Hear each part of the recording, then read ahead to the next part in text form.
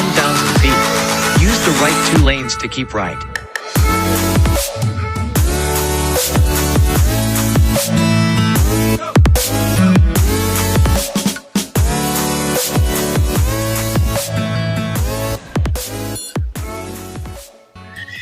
Hey friends, it is Tuesday, October 12, 2021, and you're watching Prepare to Go There. It's all about helping you lead yourself and stay focused on the future. My name is Peter, and it has been a joy to go on this extended coaching journey with you.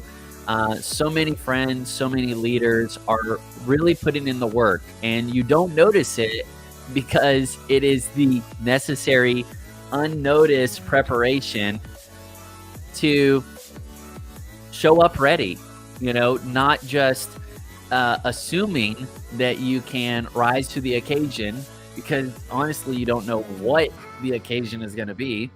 So instead, we want to be diligent with the days we have, even the mundane ones, and we want to fall back on our preparation. We want to store up now, so that way we'll be ready when it's the right time. But I want to welcome you back to the Future Frontier. You found a daily coaching journey that's filled with an amazing, creative, influential community of people. You are leading the way in so many cool things, leading in your families, leading in business, in media, in ministry, faith, leading in entertainment and business, like I said, on and on. But anyways, I digress. There are so many friends and leaders that I've run across, and they agree that it's important to lead yourself and stay focused on the future. And so that's why the theme of all of this is self-leadership, and we get to dream about the future together, but not longingly, not just as an escape. We are committed to go for it. We know that we've got places to go to. We're mission-minded, and so we need to prepare to go there. I have a tool that's going to help you out. I'll explain it more at the end, but it's called the Free Fail-Proof Planning Guide. I want to make sure that you can get after it. And it's my way of saying thank you just for being on. But a big shout out to everybody who's watching. And it's so great to see you. Joshua is ready to go. As always, man, you are such an encouragement. Thank you. He knows what we're talking about today. We're going to be talking about ownership. And so let me know where you're watching from. Let me know if you have any questions about this content or anything you want to add to take the conversation further. I always enjoy that. That's why I prefer live streaming instead of just making content, editing it, putting it out. I really do want to find a community of people that are going in the same direction, that are putting in the work because they know that it's worth it. And that's what the Future Frontier is all about. I'm going to skip through this, but most people really don't know how to lead others into a better future unless they know the importance of self-leadership. That's leading yourself into that better future first. Sarah Joy said, "In it to own it." I love it. Thanks, y'all. And so that's what this is. Prepare to Go There is a daily call to action. We want to get practical and tactical, and we're definitely going to do that with today's conversation. If this resonates with you, you want to be a part of an amazing group of people. I call them the future friends. I want you to join the email community, and you can click the link at the bottom or go to peterbirchfield.com. But today is all about ownership, and I'm using a play on words because my challenge to you is simple. Don't sink your ownership. Like literally, whatever you do, Do not sink your sense of ownership, your personal responsibility, the mindset that helps you own the opportunities and work through the challenges that you face. Here's a quote that I recommend. It comes from a book called Extreme Ownership. A guy named Jocko put this in to language that I think is really helpful. He says, leaders must own everything. There is no one else to blame. This is a guy coming from a military background. He did active combat in Iraq, and he knows what it's like to be in a life or death situation. He knows what it's like to be under a lot of responsibility for himself as well as other people's lives. He understands the importance of taking ownership and not passing the buck, not blaming others, but being willing, being humble, and being proactive in the way you solve problems, in the way you meet challenges, in the way you face things head on.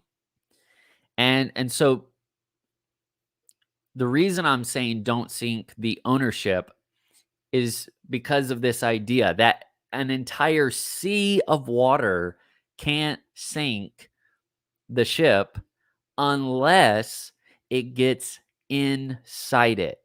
So, I mean, this boat is built for uncharted waters.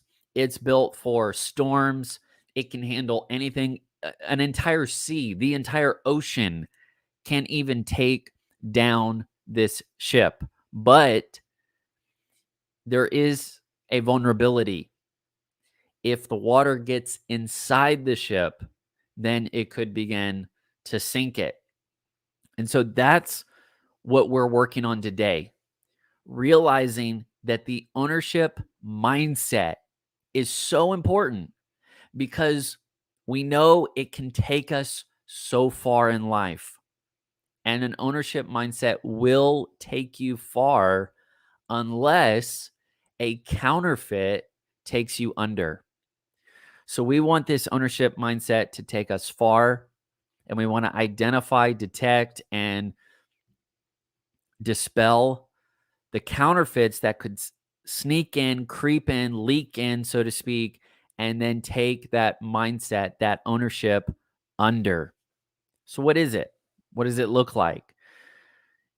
I talked about 4 mindsets, 4 bad worldviews, 4 bad things that can drown your ownership, that can sink your sense of personal empowerment. Maybe you remember, you can throw them in the chat, right? The first one is entitlement, which we're talking about today. Then there is laziness, and then procrastination, and then the final, the most subtle, the silent killer, denial. So we're going to work through each of these counterfeit mindsets. We're going to compare them to what real ownership looks like. We're going to try to make it as practical as we can. I really encourage you jump into this conversation, lean in with your thoughts in the comments. But, I love ownership. The ownership mindset is an empowering approach to life and leadership. And what I love about it is that there's no limit to the amount of people that can play on that field. Man, the more people taking ownership, the more people taking responsibility for themselves, the better. Like, there's no such quota of, there's too many people taking ownership in the room right now. No room allowed. You need to start blaming people. You need to start playing the victim on everything. You need to feel disempowered. We've reached our ownership quota. There's no such thing. There's no limit to the amount of people who can play and win in this field. The more people that take ownership, the better it gets for everyone else. Imagine if someone is they're capable of taking responsibility for their their life and their choices. They actually have the capability to do so. If they don't, if they forfeit it, if they blame shift, well, somebody else has to take that burden. Somebody else has to carry that weight. Somebody else is going to have to do that work. And that is what happens all the time. Dysfunctional relationships, codependent relationships. There are people that are under so much strain and stress because they are actually taking on other people's offenses, other people's issues, and they're carrying it on them. And that's not to say that we're not going to do that in life, but the point is for us personally, we don't want to be the people that put that kind of burden on others because we neglected our own sense of responsibility, and we now could feel trapped in our own sense of disempowerment. The more people take ownership, the better it is for everyone else. Now, more and more people are getting strengthened. They're being empowered. They're all stepping up, and you're getting so much more accomplished than you ever imagined. And what I love about that is it's totally different. It is really an upside down model. It is not a power struggle, pyramid scheme. It's not some hierarchical, bureaucratic, top down machine where it diminishes in power, but actually it's like a life-giving tree. The root system is feeding and life-giving and actually strengthening and growing this amazing relational network of empowered people that keep branching out, reaching out, and they are giving off fruit for the future. So that's a totally different mindset. And it's one that we want to catch on to. It's something that we want to experience and then export as best we can. The opposite, right, is very painful. The more people that take up offenses, the more people that overreach, the worse things get for everyone. When people start tripping out on power, they start acting in these power trips. It gets worse for everyone. And so that is why we can't let these counterfeits take us under. We need to waterproof, so to speak, that ownership so that way it can take us far. So we're going to be talking about ownership versus entitlement. Now, entitlement will absolutely sink your ownership. No question about it.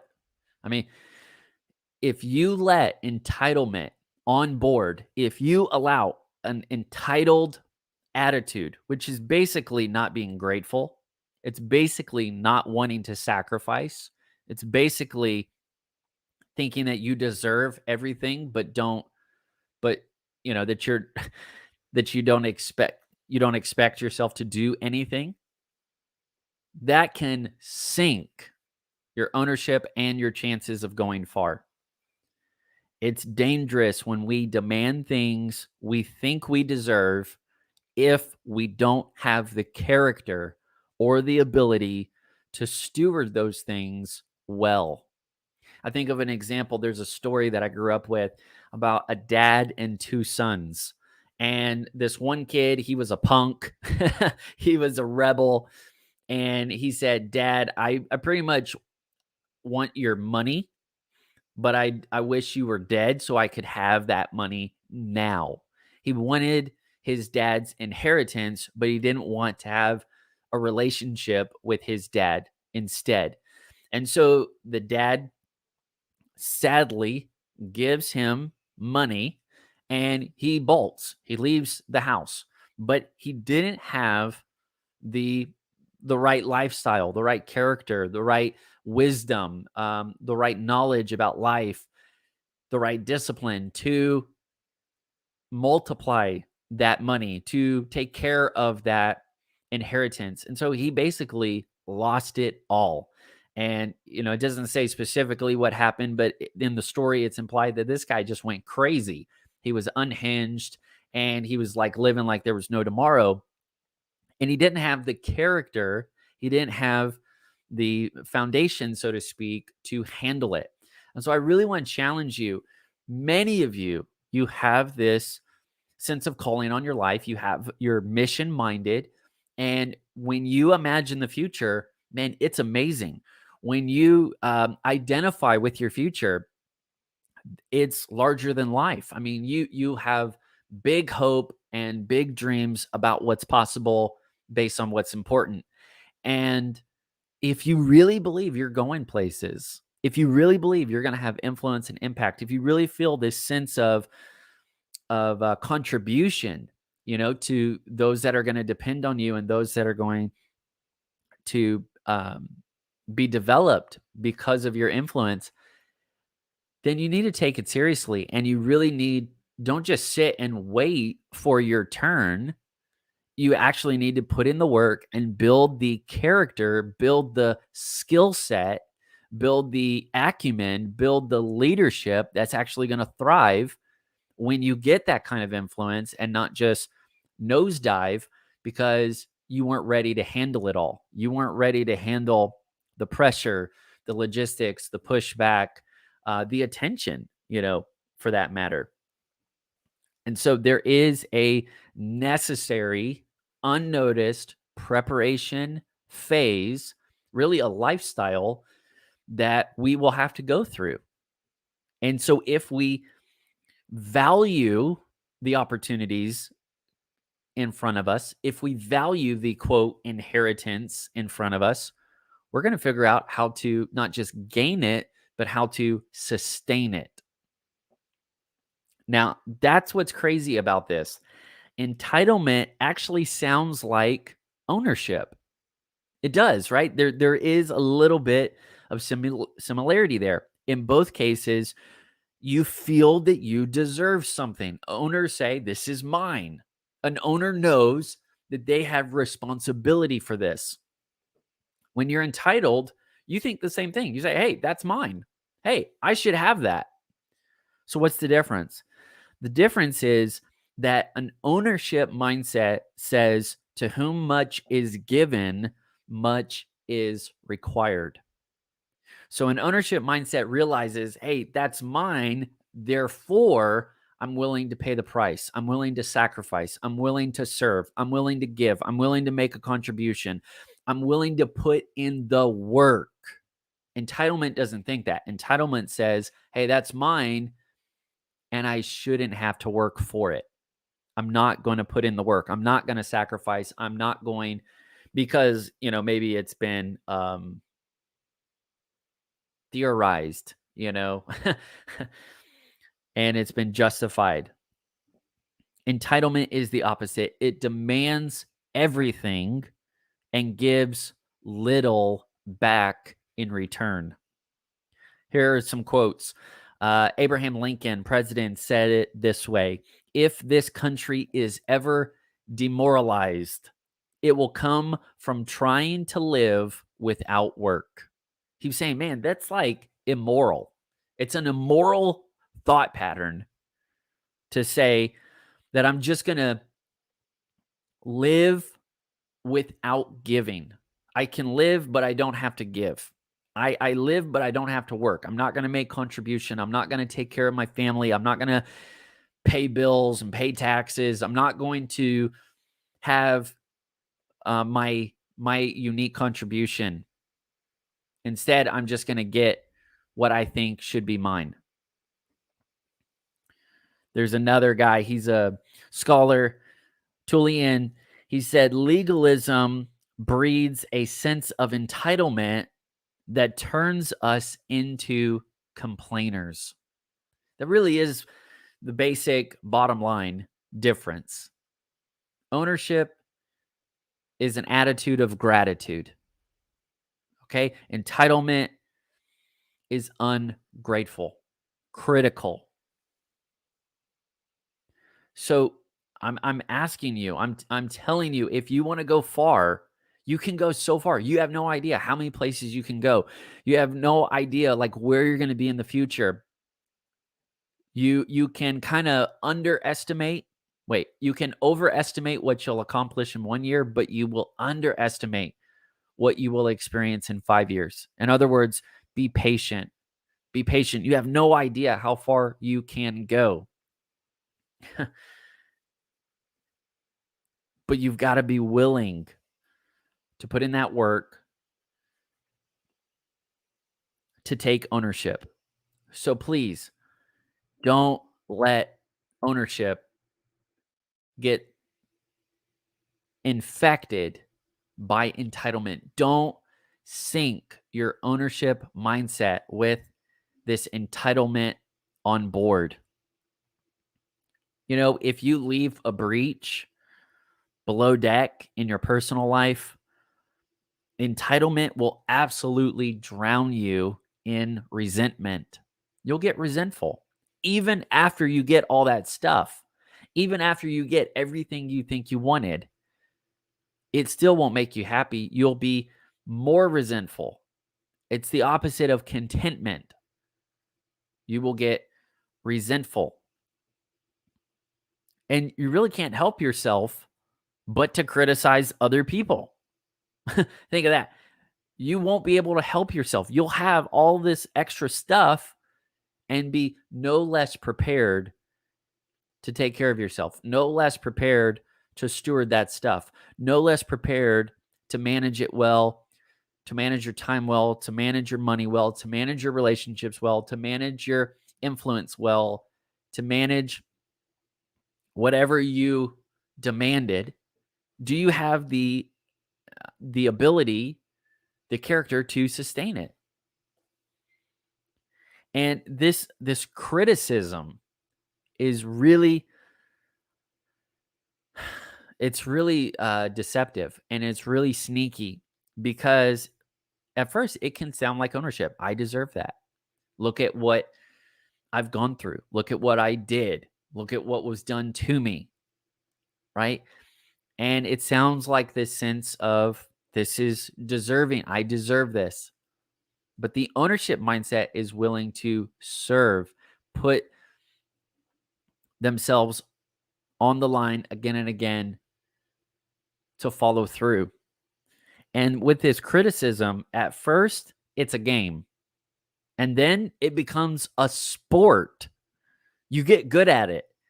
But here's the deal. Even if you win points just tearing other people apart, you can still lose everything in the end. Doesn't matter if you're just winning points. Doesn't matter if you're just winning the argument, right?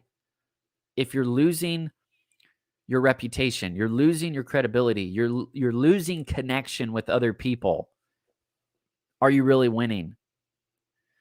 Now, I want to give you 3 areas that us as leaders should not take on entitlement.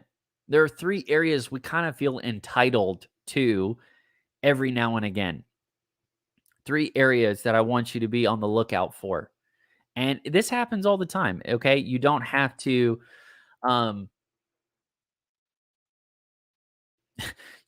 like get sore about this. You don't have to get sunburned about this. Just be mindful. This is what I would tell you if I were sitting across a table at, coffee shop somewhere, and we were talking about things that I was growing in personally, things I was working on in myself personally. These are 3 things that I tell myself.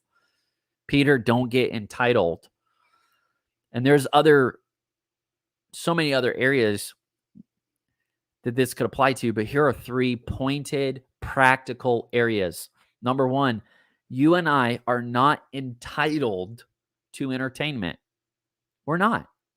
It is so accessible now. It's such a big industry that we almost feel entitled to be entertained. We feel entitled to always have that release valve, that vent, that, go to, that happy place, that fix. Oh, I've done 5 minutes of work. I need to check social media again. I put in 20 minutes on a business report. Now I need to watch a 2-hour movie. It's I deserve it. I deserve it. Oh, I had a rough day. I forgot, to study for my exam, and so I blew it. And so now I feel horrible. So what I'm going to do is soothe myself by watching sports online because, I deserve it. I had a bad day. Well, maybe you weren't prepared for the exam because you were watching too much entertainment in the first place. So you see how this can become a cycle. This is a vicious cycle. You feel entitled to be entertained. You feel entitled to watch all of this media and get sucked into all this social media because you somehow feel entitled to it.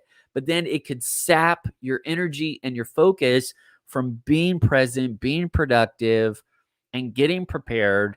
And then it becomes this kind of self-fulfilling prophecy.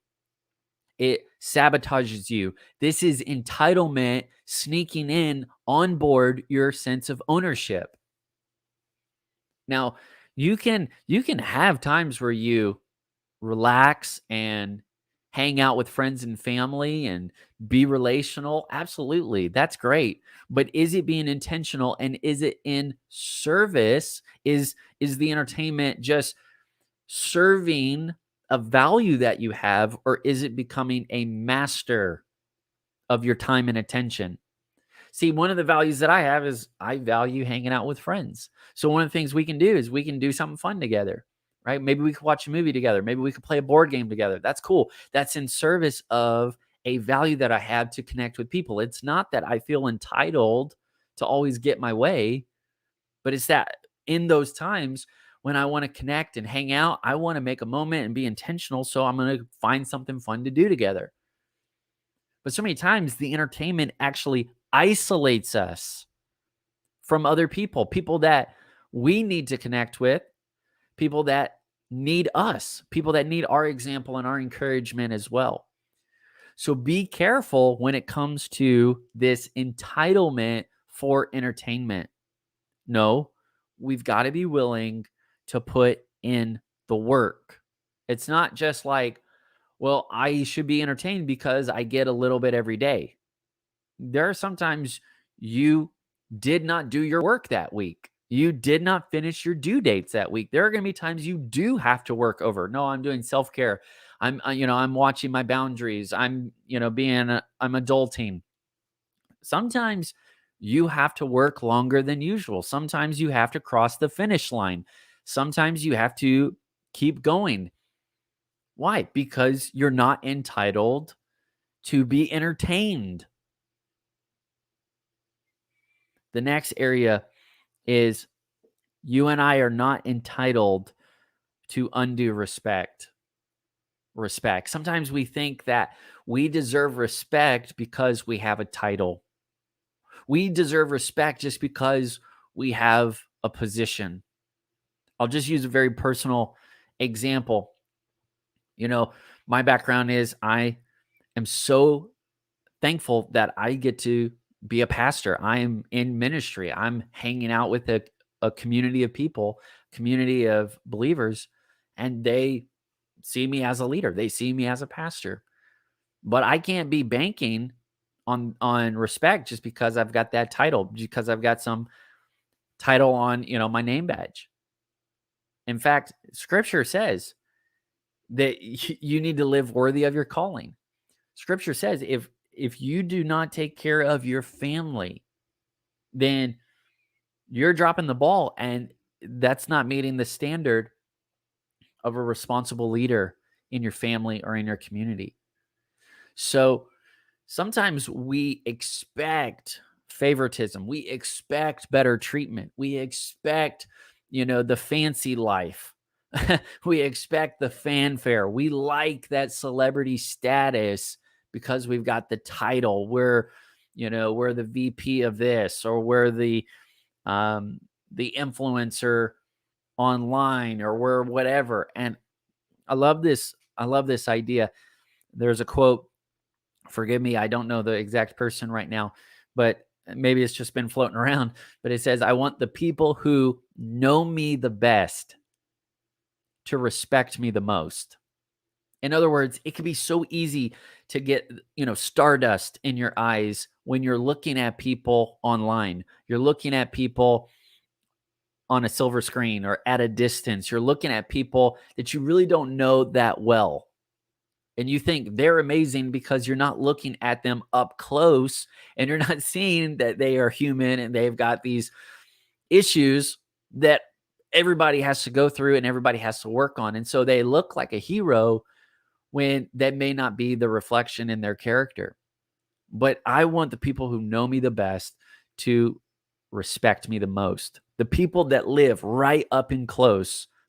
I mean, they live in proximity. They see me. They hear me. I can't hide forever. I want them to be able to look in to my motives and the content of my character. And I want them to say, wow, I see him on stage. I see him off stage. He's the same person. He's authentic. He's leading himself with intentionality and integrity.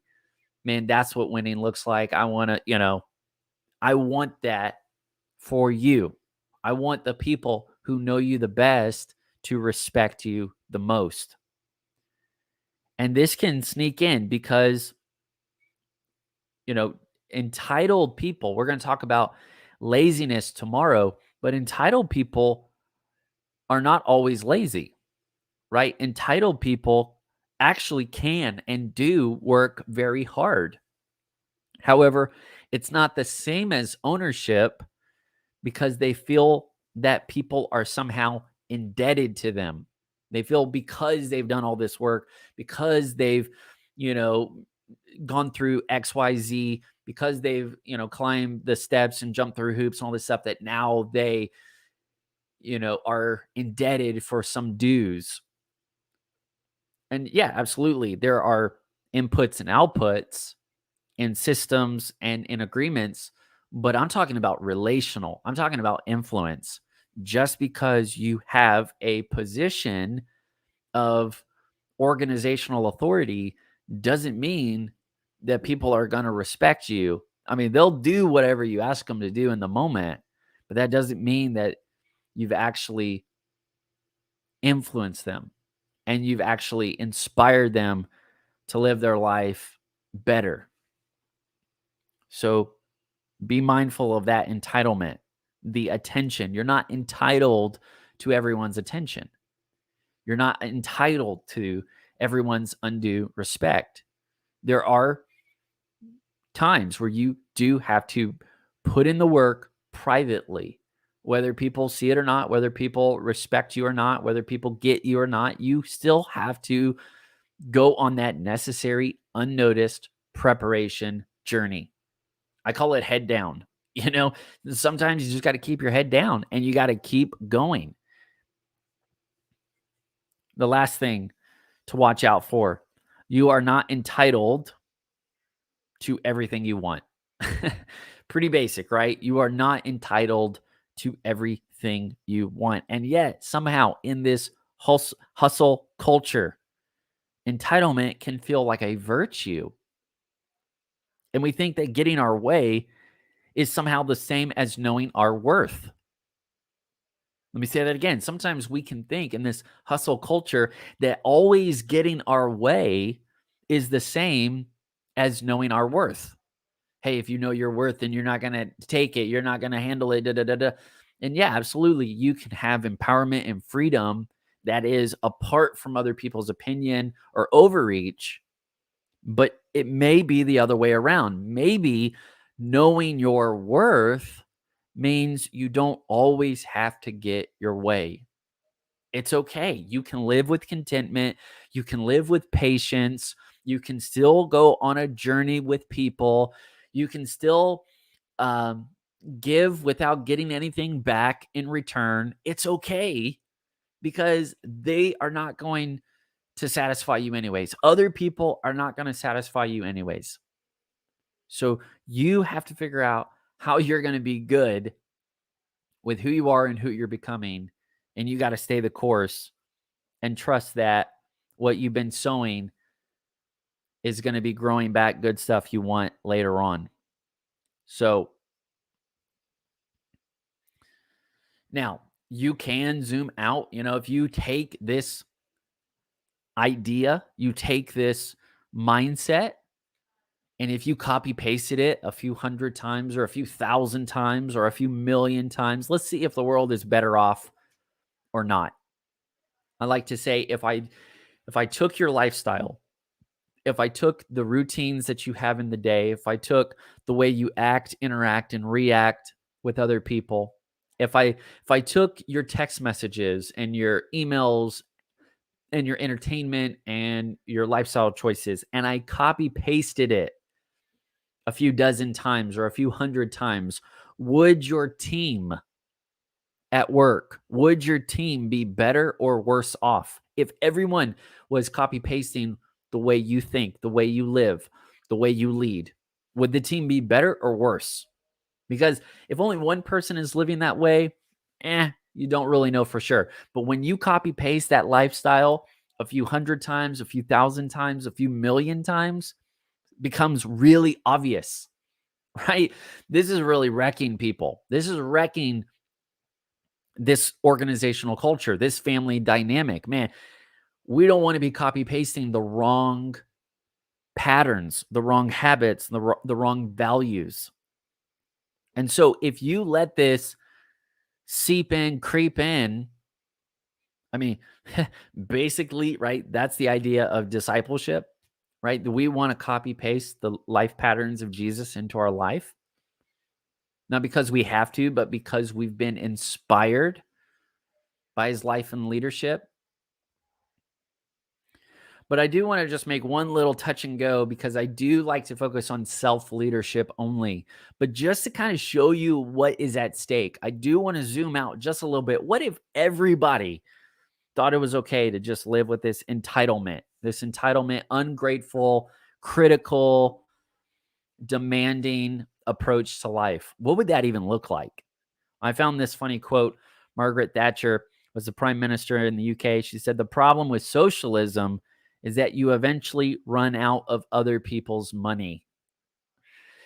So there is a limit. There is a breaking point. You can't just keep living with this entitlement in your own life or in other people's lives. There's another guy, Craig Lounsbrough. He had these two quotes. I think they kind of express this, the danger of this entitlement getting out of hand. He said, "I spend my life constantly calling in imaginary debts that aren't owed me in order to avoid the real debts that I owe to others. And so everyone ends up bankrupt." See, if you feed this entitlement mindset, you're going to be demanding things of other people and then not willing to give anything to anyone else.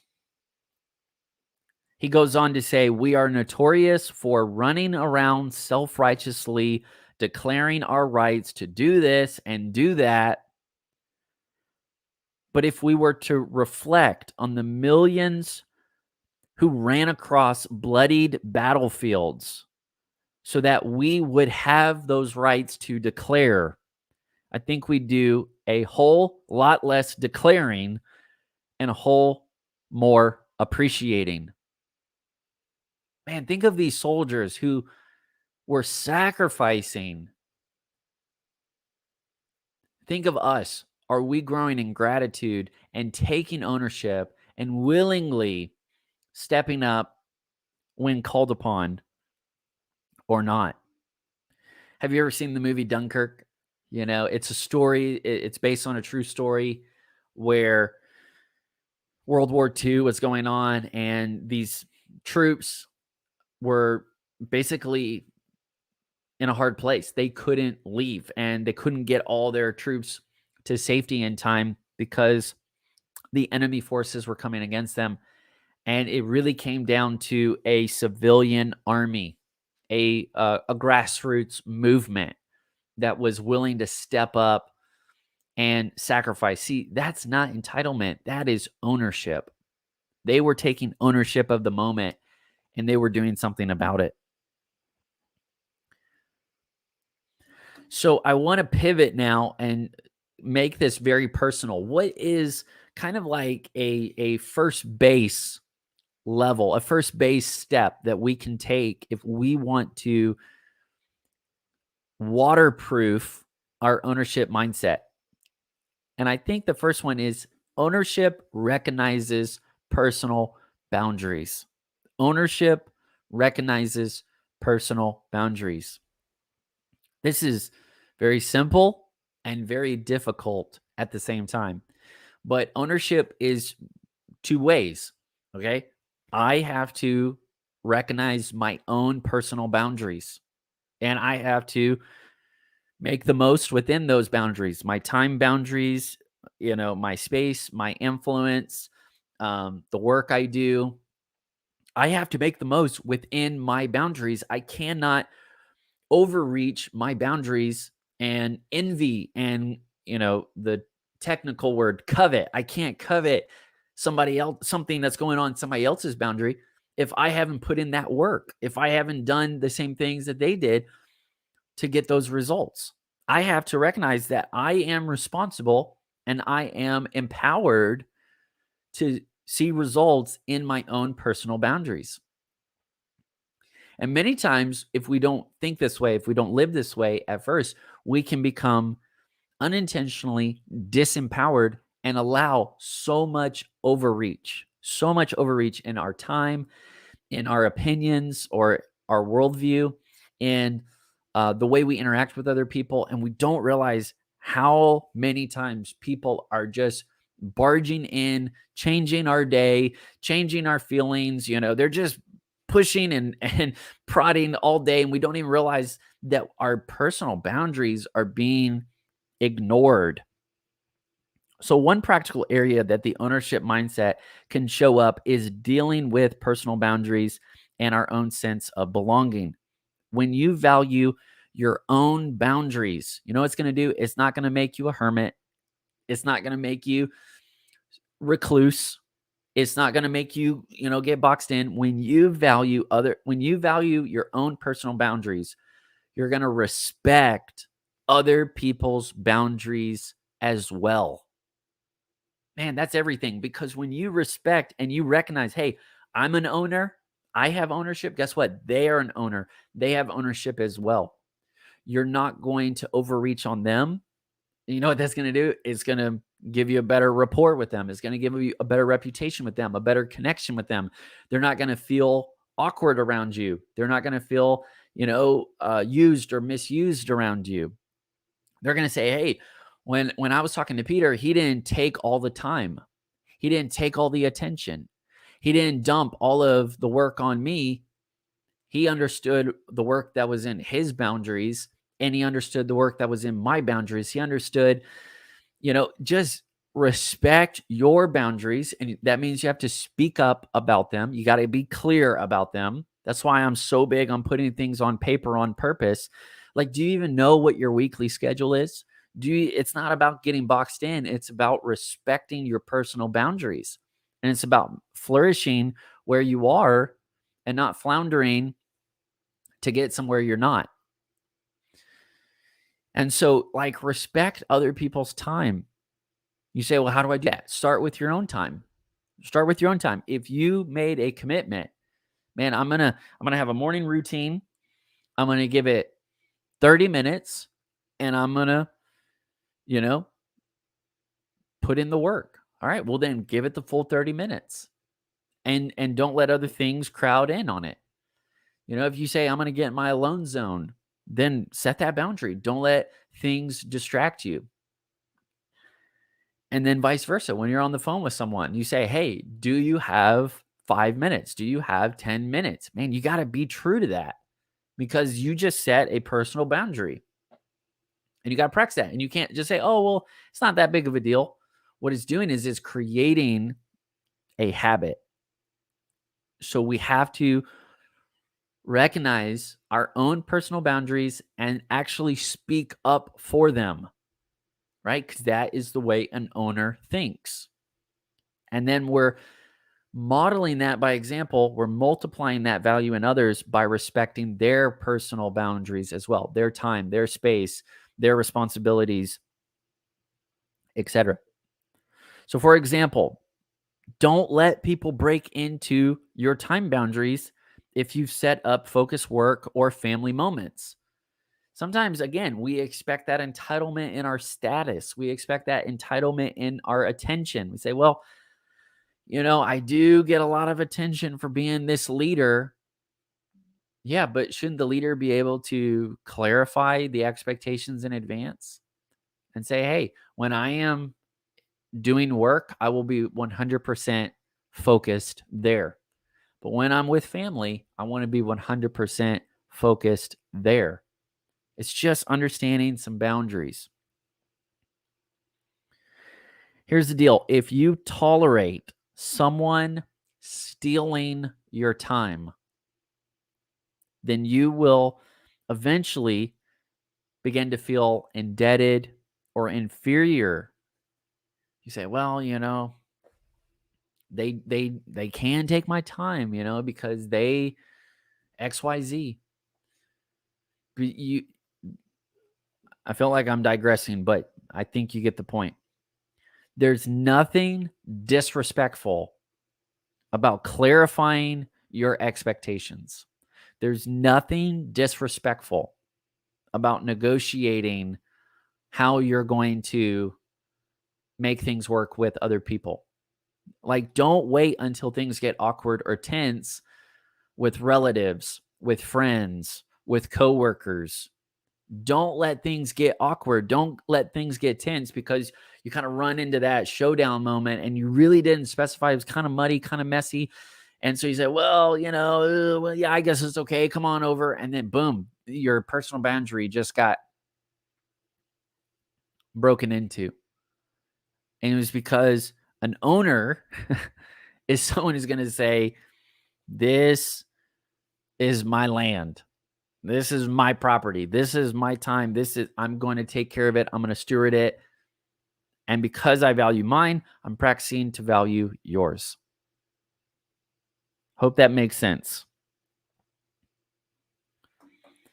Now, I'm going to take a leap here because I do want this to be helpful in the workplace. I want this to be helpful in team environments. This is going to be my opinion, all right? This is my experience, my opinion, but I do want it to be an insight that I can share with you, for you, to help you. Because I don't want us to tolerate entitlement. I want us to be able to identify it so that way we will waterproof the ownership mindset, and then we can take on anything that comes at us as long as it doesn't get in us and take us under. But I have found, due to experiences, that each generation is going to deal with entitlement in the workplace a little bit differently, whether it's for-profit, nonprofit, whatever. I'm going to give you a few examples here. So, for instance, boomers, they can feel entitled to a lot of loyalty. Okay. The reason is because the boomer generation were raised to be very, very loyal. They're extremely loyal, hardworking people. That's a strength. That's a good thing. And you know what? They expect it in return. So in a way, they can feel entitled to it. The only catch is that things changed. Everything changed while they were being so loyal and committed to their organization. And so in turn, if they don't know how to manage that expectation, if they don't know how to clarify it, and if they don't know how to work through it, then they can feel betrayed and entitled. Now, Gen X, they can feel entitled to status. X was the neglected generation that lived under the shadow of other larger than life leaders. So what did they do? They said, fine, we will go start our own thing. Today, they can feel entitled to their own platforms, their own teams, because it is their turn. Millennials, here I'm coming after millennials now. And I love all these generations, by the way. I want us to work together and collaborate more. But I'm saying that entitlement can creep in at any level. So let's all do our part. Millennials can feel entitled to autonomy. Autonomy. Millennials do get a bad rap at times, but it's probably for a reason. In the internet gold rush, millennials were raised to believe that they can do anything, and now they actually want to go for it. They want to work on their own teams and on their own terms. I'd be very, very interested to see what y'all think about this. All right. Gen Z feels entitled to attention. If anything, Gen Z could feel entitled to attention. They've seen it rewarded, elevated, and even monetized their entire lives. They work in social networks, and they're working on making social pacts with as many people as possible to leverage what they want. The crazy thing is that that concept doesn't seem that far out to them either. So whether you agree or don't agree, the point is that every generation has to work through this. And the antidote to entitlement is always going to be the same in every generation. You know what it is? It's the ownership mindset. See, humility works the best in every situation, in every generation. Humility is so amazing because it can appreciate the dignity and success of others. At the same time, humility can admit failures without feeling like a failure. We fight for rights that make the future more free. And we realize that freedom always has a purpose. All right, so that is the big idea for today. Don't let the ownership mindset sink by letting entitlement on board. Instead, waterproof your ownership, waterproof that mindset, and you will go far. Hey, if you appreciated this content, this conversation, you can say thanks in a few different ways. Obviously, you can leave a comment, a like, make a subscription. But I really want you to join the journey. I want you to be in the email community, the future friends. And I want to just give fuel for your future. I want to just have conversations that keep you going, keep you thinking. And I love that, we get to interact and just grow together. I mentioned that there is a free gift for you. It is the Fail-Proof Planning Guide. This is a free PDF that you can download immediately. Just put in your name, email, and you'll get it right away. It's going to help you get going so you can get better. It's going to start just with a proven step-by-step system, question-based, helping you kind of do your own reflection, get to your own decisions. And it's going to help you think through your roles and goals, see how that can get fleshed out in some routines and rhythms that you can sustain. And then it's going to put it into action with a weekly planning approach. If that sounds good, go ahead and join the Future Friends email, and you'll get the email community, and you'll get that PDF immediately. Get going after it. We're going to be keeping this conversation going all week long. I would love for you to jump on live so you can say hi and interact. And then also you can watch the replay. SA, so glad that you got to jump on live, man. So cool. Thank you, Joshua. Appreciate that so much, man. Hey, for both of y'all and for everyone else watching, we are coming up on the 100th episode of Prepare to Go There. Pretty crazy. And that'll be happening in a little bit of maybe 2.5 weeks. It's going to be right at the end of the month. I think the first of the new month, November. And anyways, I've got a project that I'm working on to get out to you guys. And I'm also looking forward to another round of masterminds. So we did a leadership mastermind on the 50th. I'm looking forward to another mastermind for the 100th.